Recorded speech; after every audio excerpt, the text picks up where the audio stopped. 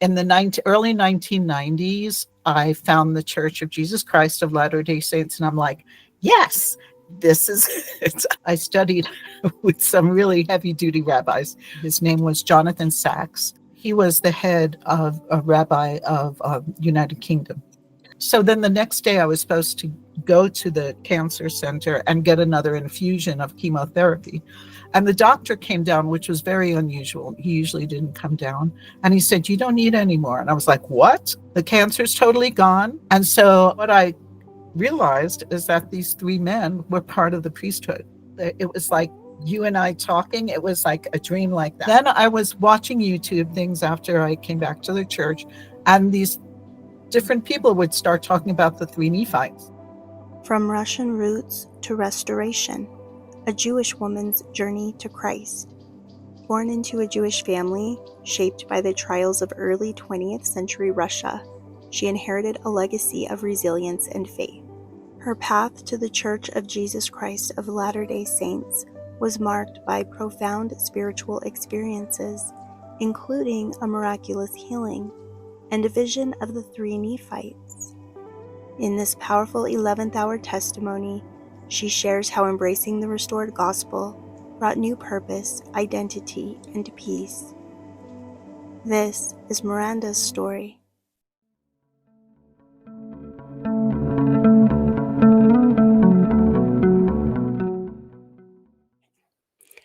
Hey everyone, welcome to the Christ Pearls channel. This is Jessica, and today I have my friend Miranda here with me. Hi.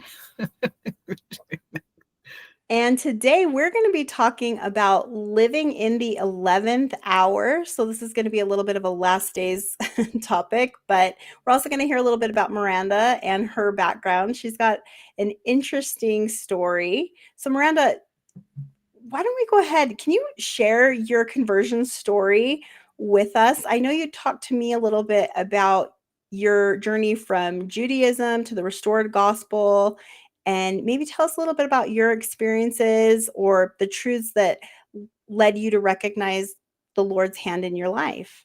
Sure. Okay. So I was basically someplace between 3 and 4 years old when I accepted the gospel of Jesus Christ in a Jewish household.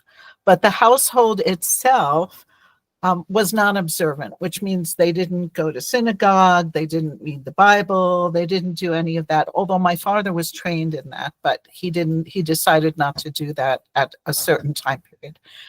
So luckily, I don't know how, but I got my hands on a King James version of a Bible. And I was pretty precautious at a young age, and I would start reading it. And I loved Old English, just loved Old English. I don't know why. I loved Shakespeare and all of that.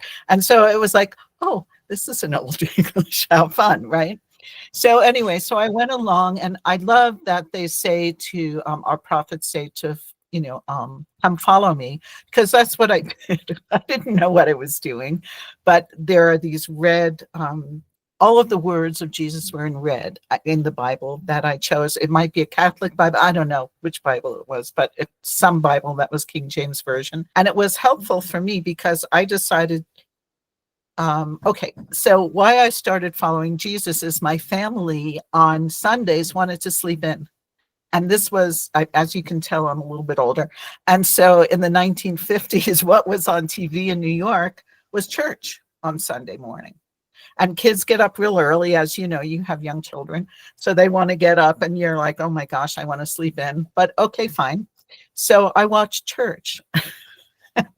And that's how I was converted, which is a trip. So you never know how Jesus is going to come to you. It's just wonderful. So growing up, you were living, so you're Jewish, but they were not practicing. So they weren't attending, they weren't like participating in the religious practices.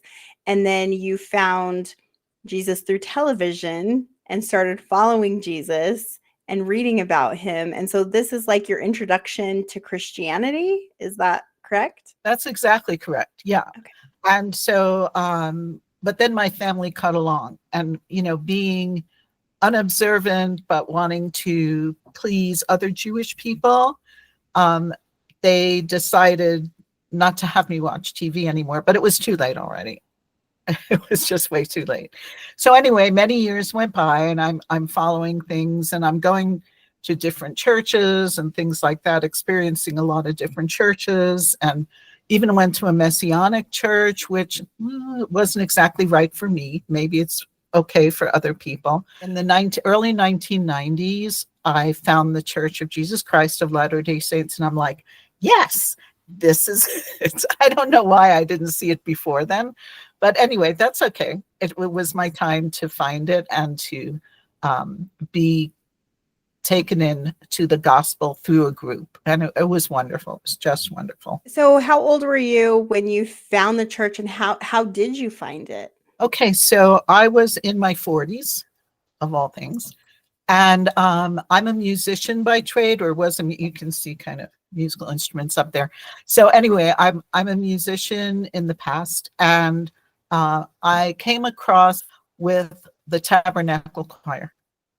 And I used to sing in choirs and teach music and teach singing and all of this. And I was like, and it was during Christmas. So it was so beautiful. And the 800 number came up, and I'm like, I'm calling right now. I'm tired of being alone in my worship and stuff and like that. And the rest is history. So That's really cool. So the Tabernacle Choir, that's interesting. I love the Christmas program that they do. I love it. So I called the 800 number. So the missionaries came to me, sister missionaries, and taught me. And I was like, go get them, ready and ready and ready. And I'm still friends with the people that I was baptized with. I mean, not baptized in the same water the same day, but I'm still friends with them. I was in Southern Maryland at the time. And so, yeah, and went to the DC temple a year after I became baptized, and it was wonderful. Wow. So you got endowed in the DC temple? Yeah, endowed in the DC temple with, I don't know how many other hundreds, because they do it's a large temple. So yeah, it was exciting, and it's very beautiful. Okay, well, that's really interesting. So what are some of the truths that you found in the restored gospel that I guess you gravitated towards if you felt to be baptized? Can you tell me a little bit about that? Yeah, the truths that I found, there was just so much substance. So much more substance than some of the other churches. You know, they talk about the Trinity in other churches, and I'm like, it doesn't feel right. Yeah, it was a real spiritual thing for me, you know. And I don't know, but I feel that in our church, we're one of the most friendliest people on the planet. You know, I mean, we're smiling, we're happy, we know what we're going to do and what we're going to be, and there's just a great amount of happiness happening. Yeah. So I was just drawn to the general aura, and of course, you get on your knees and pray and say, "Is the Book of Mormon true?" Well, the Book of Mormon is like my family. I'm first generation American, and my family had to take a trip across an ocean for safety. So your parents, where did they come from? So my parents were from Russia. One was from Lithuania, and one was from like near the Ukraine, Donetsk area, kind of in that area. And they were babies when they were brought over by their parents. One was brought over at a year and a half, and one was brought over at a few months old. And so they were brought over to New York City, to the east side, and there were already people there that would accept them. That's the way you had to do it. You had to be whatever they called it, I forget the word, but there's a way that you had to be promoted by other people to come to America during that time. There was great persecution for Jewish people. This was in the 1910s and 1920s.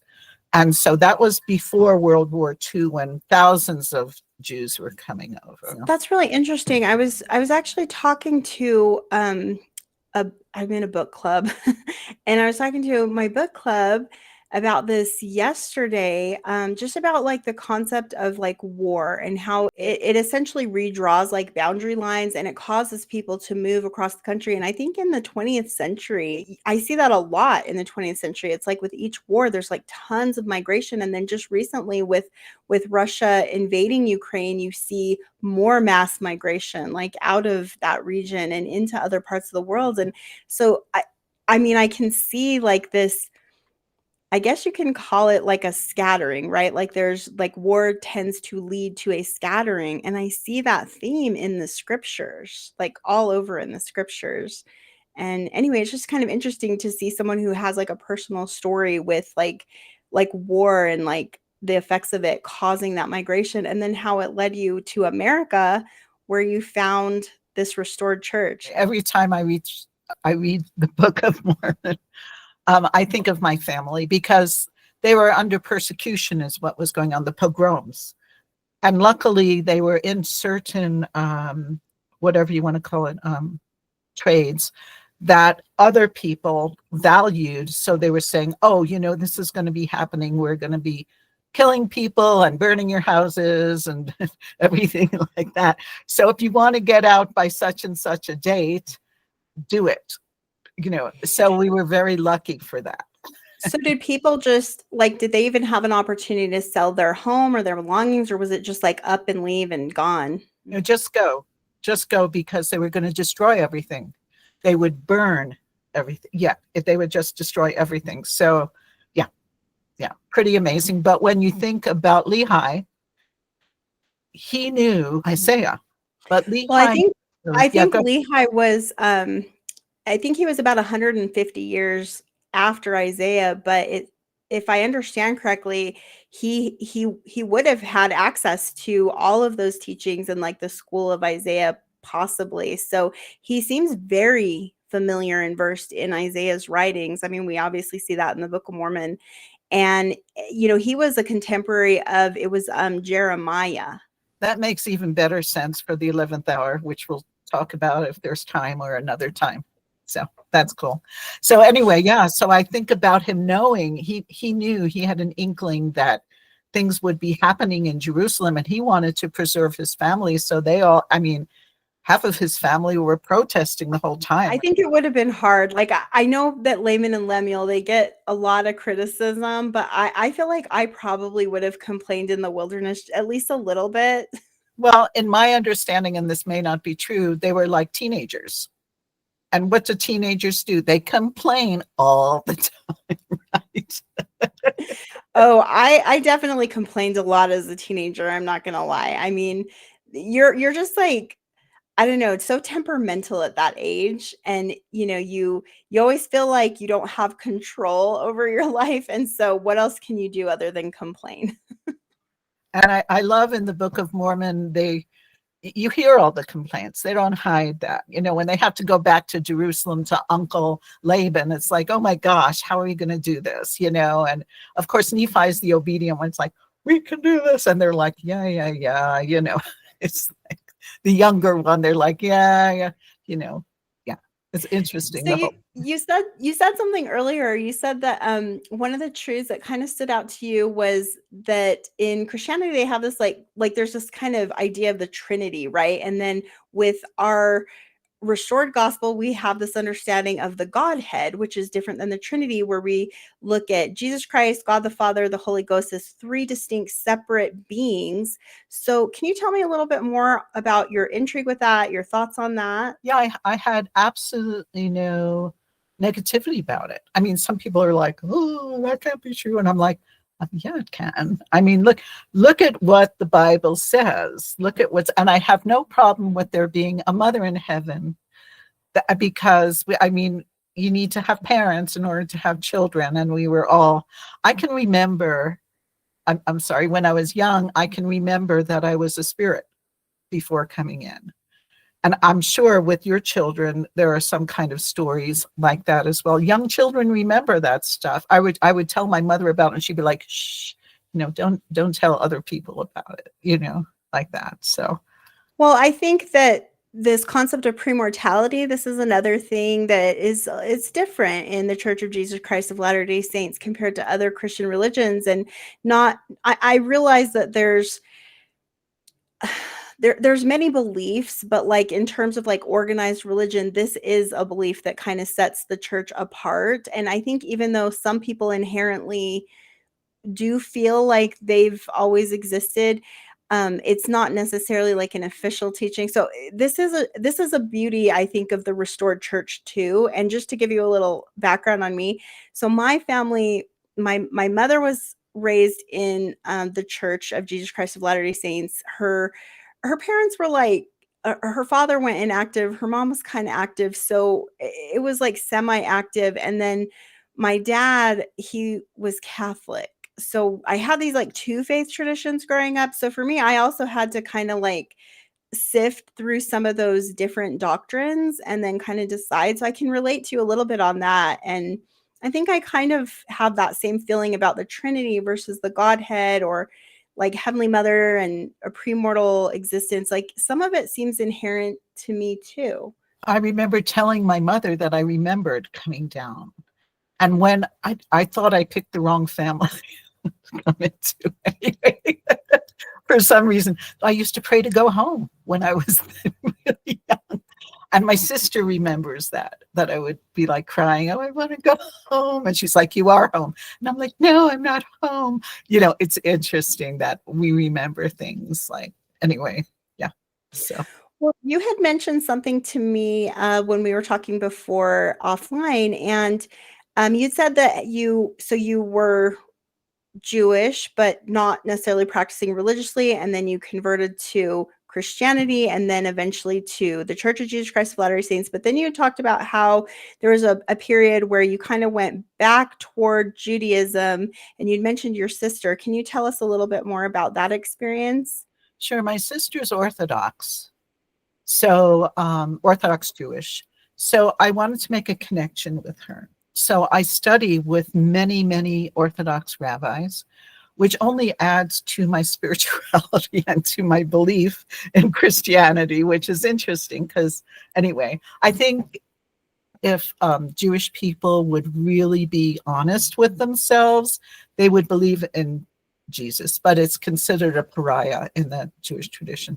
But so I studied Hebrew, and I taught Hebrew and Yiddish and some other Hebraic languages, Aramaic and stuff.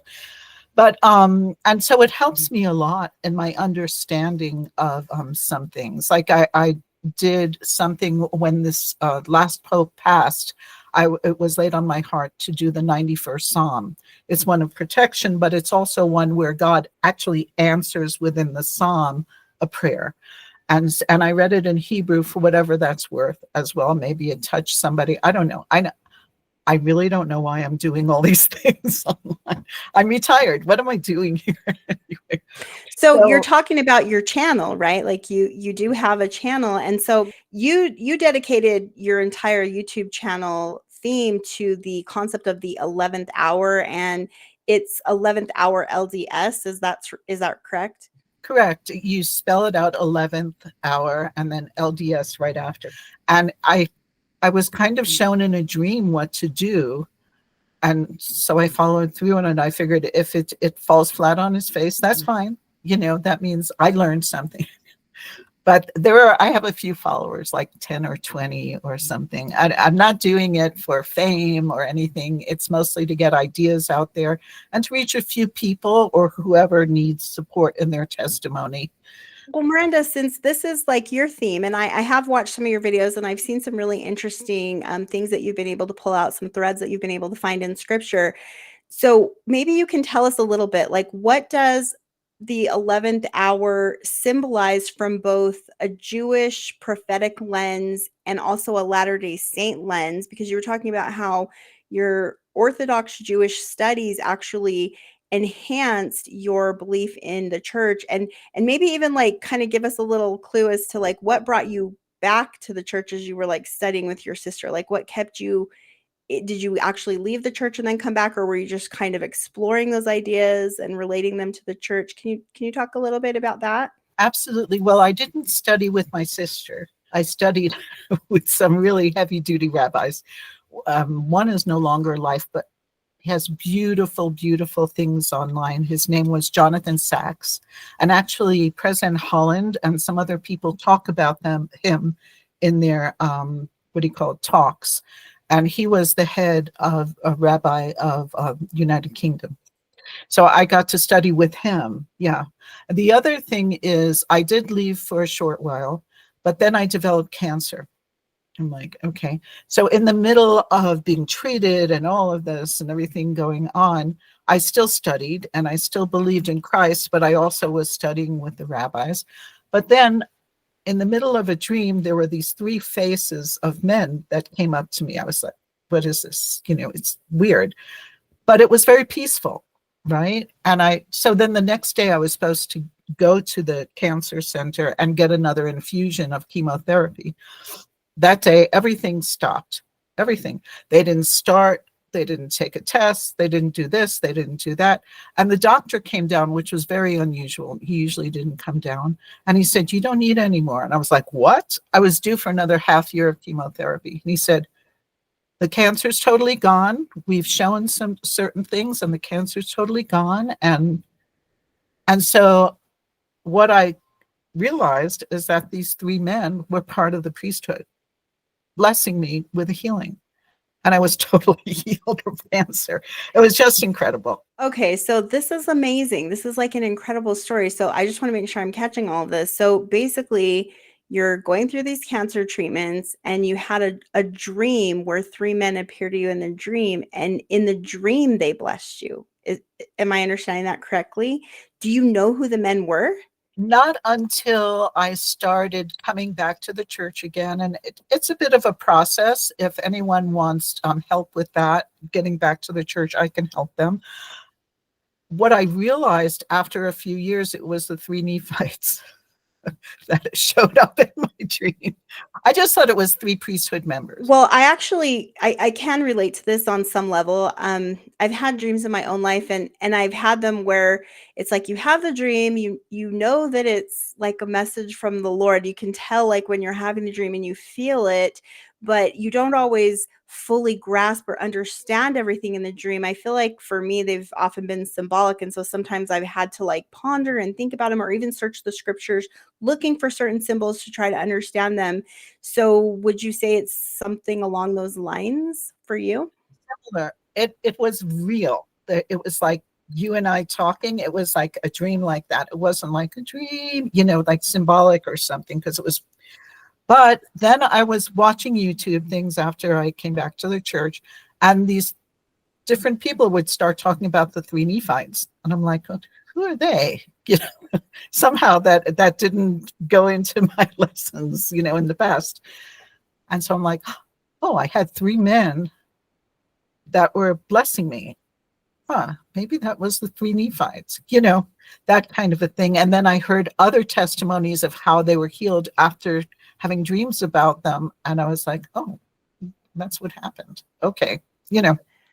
That's really, really an amazing story. And, I have heard other stories from people. Like you see like Mormon myths and legends. Sometimes there's about the three Nephites that get passed around the church, and there are some where they appear in dreams. And so I think that's really interesting. But another thing that I think is interesting is this concept of healing, of like priesthood blessing and healing. And I have been exploring this concept a little bit on my channel, because I feel like I've experienced like spiritual healing and emotional healing and even physical healing to some degree. And I feel like for me, it's come through priesthood blessings. I don't know, like the idea that the Lord is intervening. And then at least for me, I feel like when I've had these times in my life where I felt that the Lord intervened, I've had to stop and ask why, and then kind of figure it out. Have you asked yourself that, like what the Lord intends for you and why he felt to give you this experience? Well, I've ended up doing a ton of work for my ancestors since I've come back to the church. And I found out that a lot of my ancestors were famous rabbis. I needed permission from Family Search to actually do a lot of them. So they must have me flagged for she's telling the truth. kind of a thing. It's through my matriarchal line, which was connected to my patriarchal blessing. My patriarchal blessing, the guy turned pure white and said, and stopped the tape and said, "You have Jewish ancestry?" And I'm like, "Yeah, I am." And then he felt better and he put it back in. And then there's a certain tribe. Anyway. I mean, I know we're not supposed to like ask people about like the tribes that they're from and thing, but this is like a big deal to me because I've been studying a lot of the concept of the restoration of the house of Israel, right? And bringing Judah, like Ephraim and Manasseh have this like birthright role and responsibility that ties back to their patriarchal blessings, and Joseph in Egypt as their father, the son of Jacob and Rachel, the birthright son.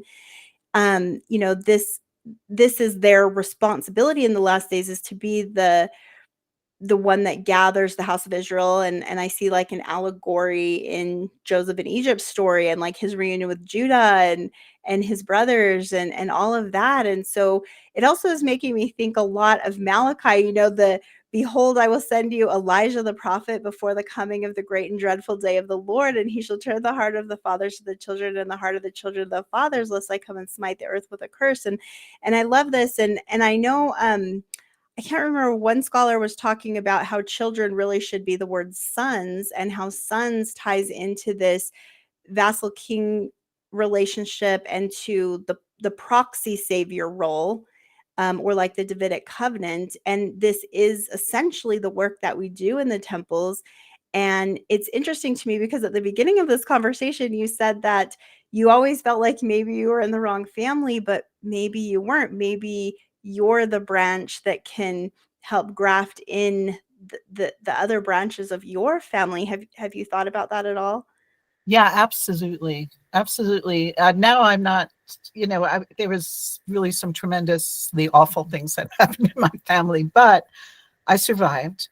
And now I'm here to do all the work. And I've done over 800 ordinances already within the past few years. And we're finding more and more levels. And during the sealings, a lot of the sealers will come in because they haven't sealed people of Judaic descent or ancestry. And so it's fun. Anyway, it's great. Can I ask you a question about that? Is it true? Because I've heard this before, that it's like we can't do the Jewish ancestry without permission from an actual descendant. Is that a thing? Yeah, I'm doing all my descendants. Yeah, absolutely. Yeah. So another concept that I think is so beautiful, and this is another reason that I think I just love the restored gospel. But I see in the scriptures, there's this theme. I think particularly as I study Isaiah, I'm seeing this, and even just in the Book of Mormon, I feel this comes forward to me. But there's this idea of being a proxy savior, that this spirit of Elijah it serves a purpose, and it seems that it helps us put off, like overcome that iniquity, which iniquity is like that generational like sin, like the false traditions, like you look at the story of the Nephites and Lamanites, and how the Lamanites were passing on these like false traditions to their children, and at a certain point it causes like a covenant curse, essentially, where it's like they're not keeping covenant, they've broken it, they've fallen out of it, and then it affects all these generations. And I find this beauty in the gospel, where it's like through the temple and through this beautiful sealing power and these keys of Elijah, we have the ability to bring healing forward and backward in time from the point where we are, which essentially is like a type of Christ role that we're able to play. And so it's almost like Jesus Christ has given us a way to understand who he is and the work that he is doing for us. And then we can do that for our families and overcome that generational trauma and heal those dead branches. And I don't know, there's just like some beauty there. What are your thoughts on that? Yeah, there's an incredible thing that happens during the initiatories, because I do the women, obviously, but I can't do the men. But so I don't know what goes on in the men. I'm assuming similar type things. But when the women enter the initiatory, there's this great excitement. It's like, oh, my sins are going to be forgiven finally, because in some of the Jewish traditions, it's in 7 generations. You carry the load for 7 generations, this kind of a thing. And so it's very beautiful. And even during the baptisms, the first time we started doing baptisms for these long lines, you could feel the energy bubbling up. It was just incredible. The joy is so incredible that comes from the other side. Yeah. That is absolutely beautiful to me. And so it sounds like maybe in one sense, Judah is being gathered on the other side of the veil through that temple work. And, I don't know to what extent in the church that's happening, but just the thought of it happening is really beautiful to me. Yeah, and it helps people come to terms with whatever familial stuff may have happened, who knows, with their grandparents and stuff. And, I've had to go through very deep forgiveness to go through the temple for these people, for the generations that I knew. Now we're doing many, many other generations, but yeah. So it's a wonderful, wonderful process. So have you had any experiences with any particular names that you've brought through the temple that you'd be willing to share or comfortable sharing and talking about that stood out to you? Just recently, we had permission to baptize and go through the ordinances and sealing for the head rabbi of Poland in the mid 1700s. That was pretty amazing because I needed permission for that. I didn't know that he was a public figure and they considered you need to do that. There was something that went out of my brain. Oh, maybe I'm not supposed to share the other one. But anyway, that was a very recent one with the seal. During the sealings, myself and the person that was assisting, we both were perspiring so much we had to take a little break afterwards because the energy was so powerful. It was like the heat was just amazing. It was just very beautiful. Yeah, that's amazing. I love that you're calling it energy, and I relate to that too. I feel like when I'm in the temple, I've had times where it's like I can feel that the person that I'm going through the temple for is there with me, and I sort of get a sense of like their presence, and sometimes I feel like I'm feeling feelings that they're having or thoughts that they're having that I just recognize are not my own, and it makes the temple become more real to me, and like the work that we're doing very real. And I'm starting to, as I get older and do more of this temple work, understand this concept of like the thinning of the veil and like what it means for the veil to be thin in the temple, and the temple as that place where heaven and earth meets, and some of these deeper concepts and deeper doctrines. Has the temple aided your understanding of the gospel in that way at all? Absolutely. During the sealings, sometimes I can't, they're just for people that maybe haven't gone through sealings yet. The person who does the sealing and the 2 witnesses, there are 2 witnesses there to make sure everything is okay. And I often take a look over there and I can't see them.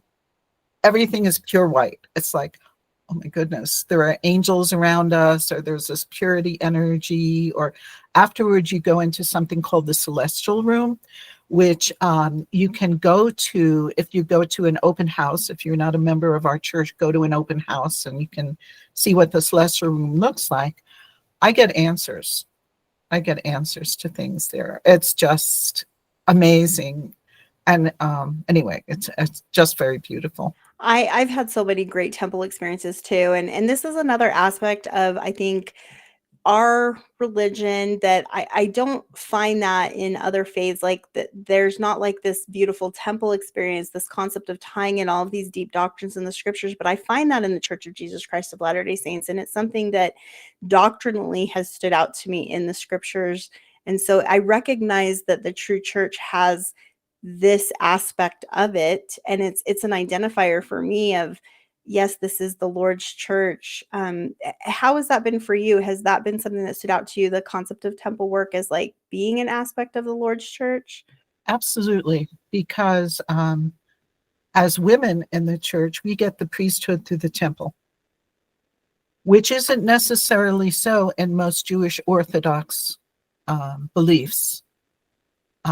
When a little boy becomes 3 years old, he gets his hair cut and he gets this undergarment called tzitzit. And from that day on, he works towards his bar mitzvah and works towards being a member of, anyway, everything. And as you know, we have special garments for everyone to wear who qualifies for that, let's say, who keeps their covenants and qualifies for that, right? And so as women, because Jesus was an egalitarian, the way I look at him, he treated men and women basically equally. And that's why I feel if the Sanhedrin wasn't so strong about holding back on things, we would all be Jewish. Because when I was little, right. When I was little, I didn't know the difference between Christianity and Judaism because I knew Jesus was a Jew. So I thought, oh, this is a form of Judaism. Anyway, yeah. I guess from like that childlike perspective, that would make sense. It's kind of funny how children just simplify things, and there's so much truth in the way that children see the world and see things, which I think is also really cool. Okay, so you have this understanding. You've got these two perspectives, and they do provide like a unique, informed kind of, I guess, approach to the gospel that maybe we don't all have as Latter-day Saints. We're not all familiar with Jewish tradition and the ways of the Jews, but Nephi did tell us in the Book of Mormon that we need to understand the manner of the Jews to be able to understand Isaiah specifically and the scriptures. And so I think this is kind of interesting because with your channel being called the 11th hour and being, one that's focused on this specific motif, I'm hoping maybe you can give a few insights and help us understand the concept of the 11th hour from both that Jewish and Latter-day Saint faith tradition, and the understanding that this gives you, having had experience in both of these world religions.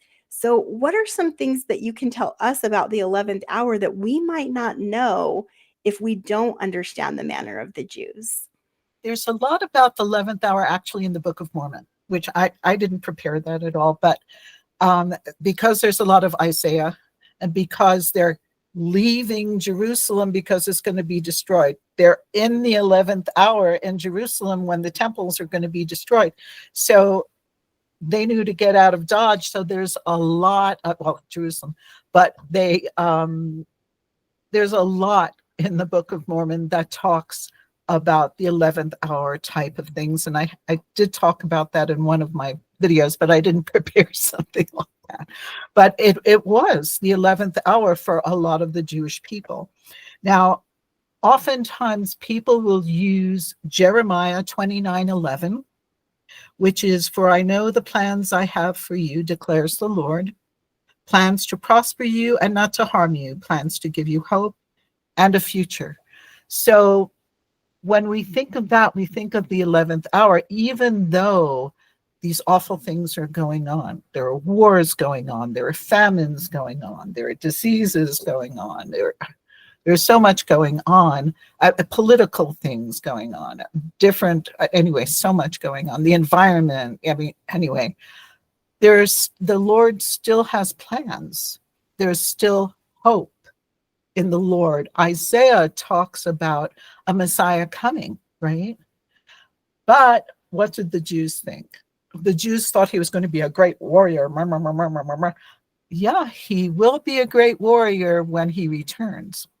But we're being given a lot of chance to rectify our lives and start becoming more in tune with spiritual energies of our Lord, so that when he does come, it's kind of like a frequency. I think of it as a frequency. No, I just did a whole series on that, and like this idea of like aligning our frequency with the Lord. And we talked about it in the context of like what it means to submit our will and align our will with the Lord, because like Isaiah said, his thoughts are not our thoughts are not his thoughts. And so that's been a little theme going on my channel. So I love that you pointed that out. We're like on the same wavelength. We're in the same frequency.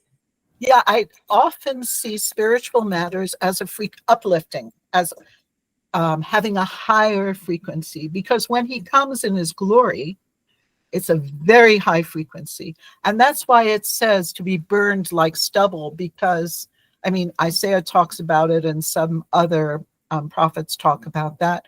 Because if your frequency isn't aligned with the Lord, ouch, you can get a little burned from a high frequency. However, I do feel that there are people that are not part of the church that have higher frequencies and will be acceptable also. I can't imagine that it's just us.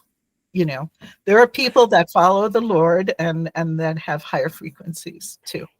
Yeah, I think our understanding in the church is that there will be people here who, like, much missionary work will continue into the millennium. And it really is more a matter of the laws, right? Like the higher laws or being kept, or the lesser laws, right? And so there's like this concept, like in the Doctrine and Covenants section 76, you get that telestial, terrestrial, celestial glories, which, you know, you can connect to the idea of frequency.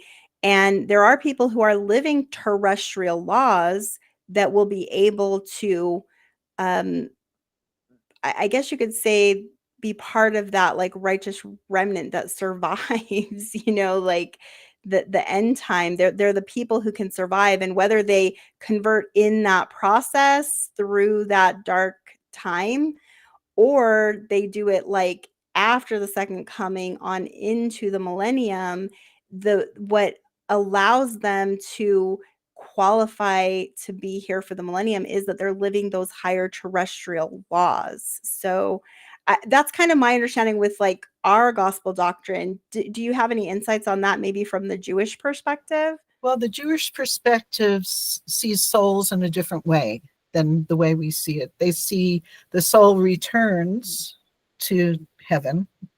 They call it Gan Eden, which is the Garden of Eden, and becomes part of a soul group. And then a portion of that soul group combines and then comes down again. So they say it's kind of reincarnation, but it's really not. It's like another soul. But anyway, so it's a little bit confused. This is a form of mysticism that came about in the Middle Ages. So I don't know what happened I to the belief initially, because initially it was probably more aligned to what we're thinking, you know. But in any event, that's what's believed right now, which is a little bit obscure. So are you saying that that it's more like reincarnation, like it's a completely different soul, like a completely different life? Or can you clarify that? So in certain beliefs, like in Buddhism and stuff, the soul goes through a journey through different lifetimes, goes back and comes back and For Judaism, it's not exactly the same soul. It's a combination of souls that comes back. So they often will name their child for a grandparent or something like that. You don't name it after your child after a living soul, because that's, they're going to die then because, anyway. So they believe that that soul, a portion of that soul went into the baby. So it's kind of like reincarnation, but it's, I don't know what else to call it. They call it reincarnation, but it's just weird. Yeah, I don't, yeah. Yeah, that's a different type of philosophy than I've seen in like other reincarnations, like you're talking about, like with Buddhism, because I think that's what I've always kind of thought of it as. But you know what it kind of makes me think of is what we were just talking about a second ago, which is this idea of like generational iniquity, kind of like how that DNA, like the spiritual DNA transfers. And when I was in the temple, so I was not, I was married before and I wasn't sealed to my daughter in my first marriage. And I had her sealed to me and my husband later when she got home from her mission. We went to the Payson temple to do this. And in that sealing, the sealer pointed out that on the stained glass, there's like this vine that represents Jesus Christ as the vine, but it also represented the spiritual DNA, like our branches being grafted into that true vine and obtaining that spiritual DNA. And he was talking about, you know, us kind of putting back in order those things that are out of order. And that is how it felt to me that day. It felt like my daughter was being put back into her proper family, is like the impression that I had. And I was like completely overwhelmed and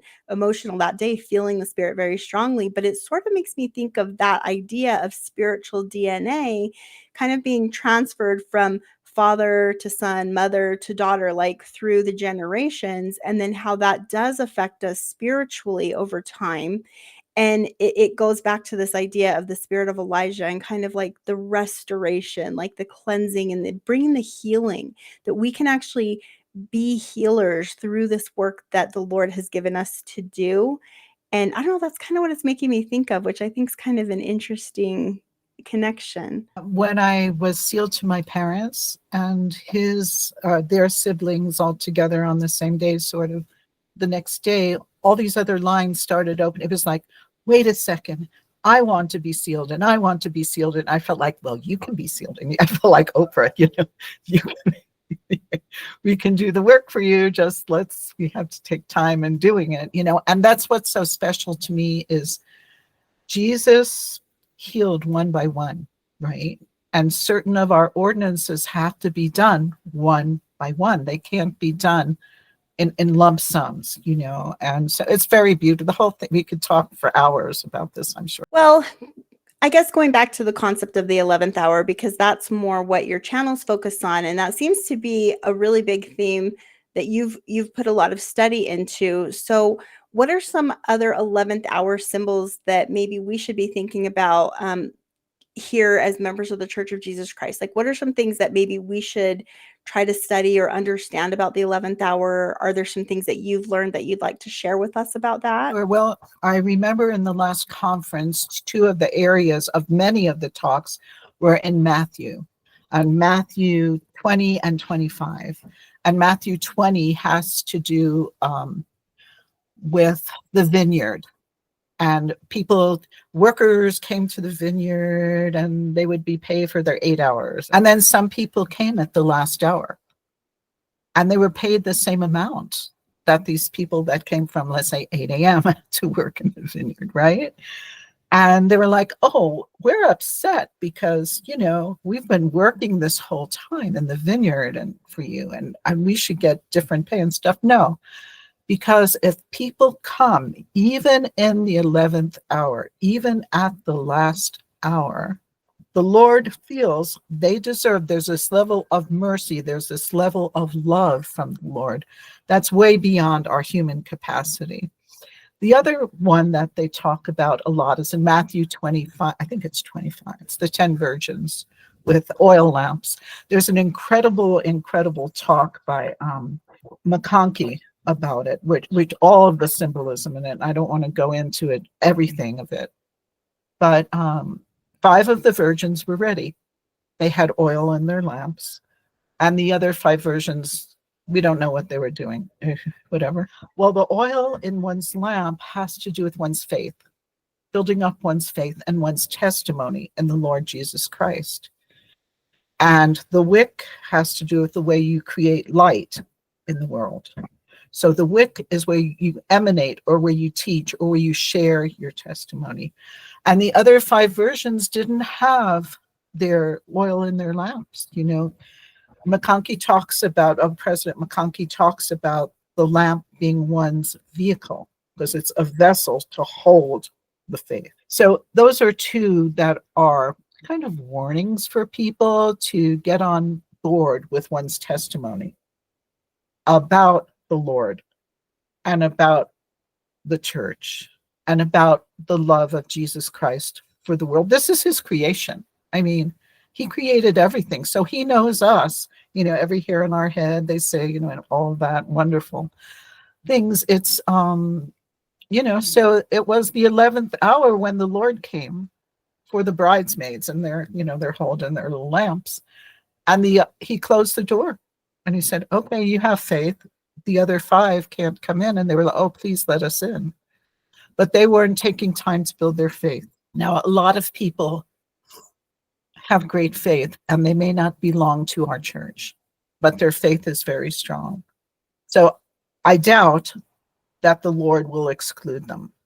But I would love for people to come to our church and be part of the first resurrection and not have to go through great tribulation and then come about during the second resurrection. That's my great prayer for this whole thing. That is Matthew 25. I just pulled it up just to double check. So it's Matthew 25, the parable of the 10 virgins. And it looks like the call comes at midnight. So they're in that 11th hour waiting for the bridegroom. He's late, he's delayed, because normally these, in this tradition, and I've done this a lot on my channel, this tradition, this Hebrew wedding tradition, but normally it's like at sundown that this would happen. And so he is late, it's delayed. And it basically says that 5 were wise, 5 were foolish. They that were foolish took lamps and took no oil with them, but the wise took oil in their vessels with their lamps. And so all this time passes, much longer than they probably anticipated. And then the bridegroom comes, and these other foolish virgins don't have enough oil. And so their lamps had gone out. And so I think that's interesting to think of, like, the light of, how you, I guess, radiate the testimony that you have, like the gospel, through your body and your soul and your mind being that vessel for your testimony and your light that you have developed, which I think is really beautiful. And then I kind of want to head back over to Matthew 20, because you touched on something really interesting there. But this is an 11th hour story too, in the parables of Jesus. And it connects to Doctrine and Covenants, section 33. And in section 33, it ties that 11th hour to the field is white and ready to harvest. And this is the harvest of souls. So that's 33 verse 3 in Doctrine and Covenants. And this is where the Lord calls the laborers for the last time to the field. And then that connects to Jacob chapter 5. In the very end part of Jacob chapter 5, there's the Lord calling laborers to the vineyard again for the last time. And so the 11th hour symbolizes to me a couple of things. One is the last dispensation of the gospel, which Joseph Smith is the head of this very last dispensation. So for the last time, the Lord is going to set up his kingdom on the earth and establish his order of priesthood and his covenant path. And this is the time that it's supposed to finally fulfill all the prophecies. And this has kind of like an ultimate fulfillment in that second coming and millennial reign of Jesus Christ, which is that beautiful millennial time when that work finally gets perfected. And so one thing that I've thought a lot about is what I can do to help my children be prepared for that. Even my ancestors on the other side of the veil, I would really like for them to be prepared. And so I've spent more time in the temple trying to do temple ordinances for that. So what are some other things you might add to maybe our understanding of this concept of the 11th hour? Like, what can we do to prepare? How should we be thinking about the 11th hour? And are there any additional maybe stories or insights that we wouldn't know that could help us understand it? So there is, I taught Relief Society last Sunday, and there's this story about a rabbi named Zusha. And it comes from Hasidic tales. Zusha really isn't the name of a rabbi, but he is like, if you want to call it a role model or an icon of a certain holy rabbi. Well, there are 3 others. One is like drunk, visionary. One is a bumble, like that's us always bumping into things and stuff. Anyway, but Zusha is holy. And somebody asked him, so when you go see the Lord, what do you expect? And he starts trembling and he goes, what are you trembling about? You're so holy. And Rabbi Zusha says, well, the Lord's going to ask me, Rabbi Zusha, with the talents I've given you, why didn't you do Zusha? Why didn't you do the talents that I gave Zusha versus trying to do talents from other people? And I want to be able to answer him, I used my talents as you've given me. So that's another story that comes from the tradition, but I think it really rings true for us because we can't compare our light to someone else's. We can't, someone's living next door who's also a member of the church and they're always running out to feed people and always do whatever they're doing. And you can't do that because whatever's going on in your life, maybe you're too old to run out, maybe whatever. I have a friend who's homebound right now. So she can't even go to sacrament. It has to be brought to her occasionally.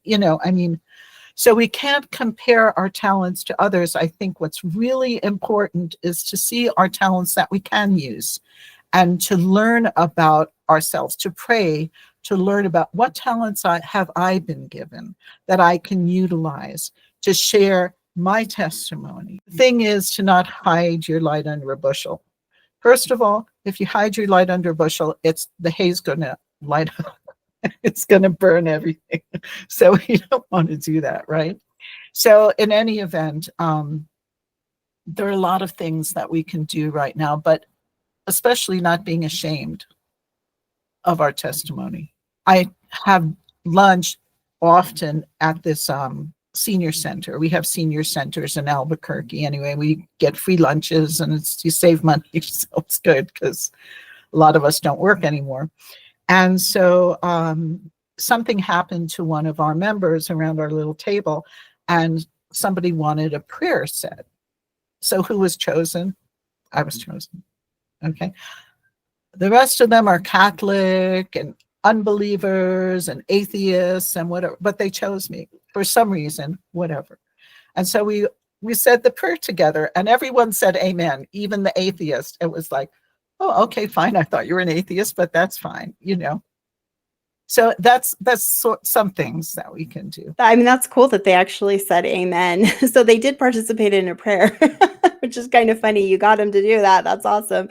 But I think that's really beautiful. There is one quote that I have that I brought to contribute to our concept of the 11th hour, and I'll share it, and maybe just kind of we'll close up, and I'll let you kind of give your last thoughts on this concept. But this was the one that stood out to me. So I had studied this concept of a fourth watch God many years ago. It became a personal story to me in my life where I felt like the Lord answered me in a very difficult time of my life through the story of the fourth watch God. And in this story that I was studying, there was an article written by one of my favorite LDS authors. His name's S. Michael Wilcox, and he talked about the 11th hour. And he says, quote, "A New Testament day was divided into 12 hours beginning at 6 in the morning.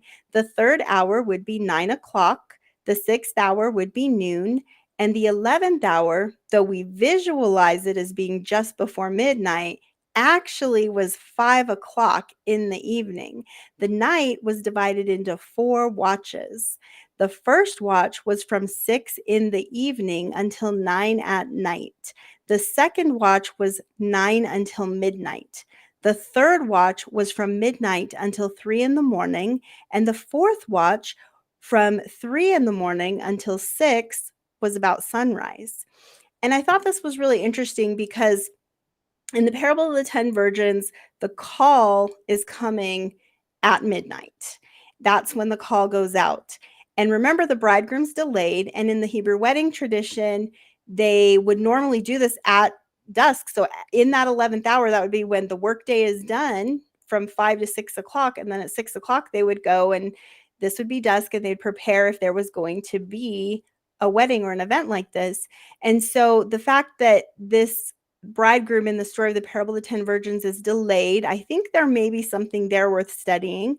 And then there's also this understanding, going back to the laborers in the vineyard, that this is like the last hour to work before you need to go get ready for that bridegroom to come. And the bridegroom, normally, like in the tradition, it would be the first watch of the night that they would start that procession to the father's home. But in the story of the parable of the 10 virgins, it's actually just before the transition into the third watch of the night. So it's like just before midnight. Midnight begins the third watch, which I think is really interesting. And we know that Jesus is a fourth watch God. And so it seems that the parable of the 11th hour and the laborers, this connecting to the parable of the 10 virgins, may have a concept there. And one is that if the 11th hour signifies the last time to do the work, which is the harvest of souls, right? It's the field is white and ready to harvest in Doctrine and Covenants 33. So that last hour of the day, it's like, hey, this is it. The day is going to be done. It seems to symbolize like a judgment. It's like, here's the judgment. You've completed the work. Here's your wage. And then you're going to move into the night now, because now it begins the night. And to me, that seems to represent what I see symbolically is maybe this dark period that precedes the second coming, that maybe I guess there's different takes on what that looks like exactly, but essentially, like, think of the great calamity, the overflowing scourge, like all of those symbols of like, hey, the wrath of God is now about to be poured out on the earth because the judgment is set, the labor is done, the day is over. And I hear President Nelson saying things like, now's the time for you and for me to prepare for the second coming of the Lord.